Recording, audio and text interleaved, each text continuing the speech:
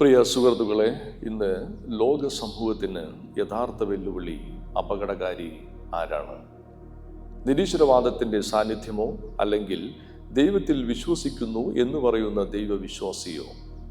പ്രഖ്യാപിത വിശ്വാസവും ജീവിത യാഥാർത്ഥ്യവും തമ്മിലുള്ള ആന്തരിക വിരോധാഭാസമോ? ഒരു പൊതുവായ ധാരണ: നിരീശ്വരവാദി തെറ്റായവൻ, ദൈവവിശ്വാസി നല്ലവൻ. പക്ഷേ യാഥാർത്ഥ്യം ഇത്ര ലളിതമാണോ? നിരീശ്വരവാദി പറയുന്നു ദൈവമില്ല, ദൈവവിശ്വാസി പറയുന്നു ദൈവമുണ്ട്. ഇരുവരുടെയും വാക്കുകൾ ഒരു വാദം മാത്രമാണ്. പക്ഷേ യഥാർത്ഥ ചോദ്യം, ആ വാദം ജീവിതത്തിൽ എങ്ങനെ പ്രകടമാകുന്നു? നിരീശ്വരവാദിക്ക് ദൈവത്തെ തെളിയിക്കേണ്ട ബാധ്യതയില്ല, അവൻ ദൈവത്തെ നിഷേധിക്കുന്നവനാണ്. പക്ഷേ ദൈവവിശ്വാസിക്ക് വലിയ ഉത്തരവാദിത്തമുണ്ട്. ദൈവമുണ്ട് എന്ന് പറയുമ്പോൾ അത് സ്വന്തം ജീവിതത്തിലൂടെ പ്രകടമാക്കണം. സ്നേഹത്തിലൂടെ, നീതിയിലൂടെ, കരുണയിലൂടെ, സമത്വത്തിലൂടെ ദൈവത്തെ കാണിക്കണം.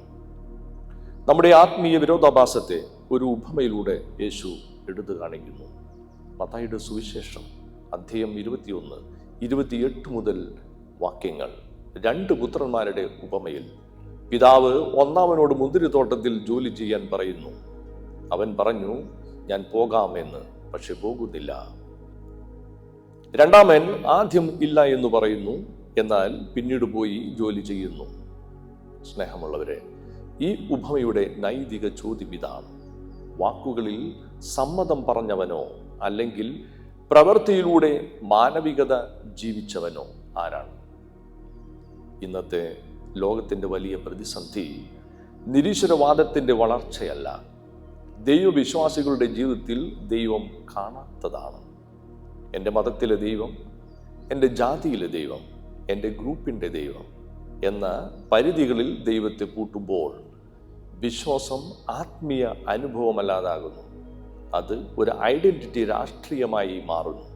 ഇവിടെ നിന്നാണ് മതാഹങ്കാരം, വൈരാഗ്യം, തരംതിരിക്കൽ, സാമൂഹിക പീഡനം, അത്യന്തം സാഹചര്യങ്ങളിൽ കൊലയും ഹിംസയും ഉത്ഭവിക്കുന്നത്.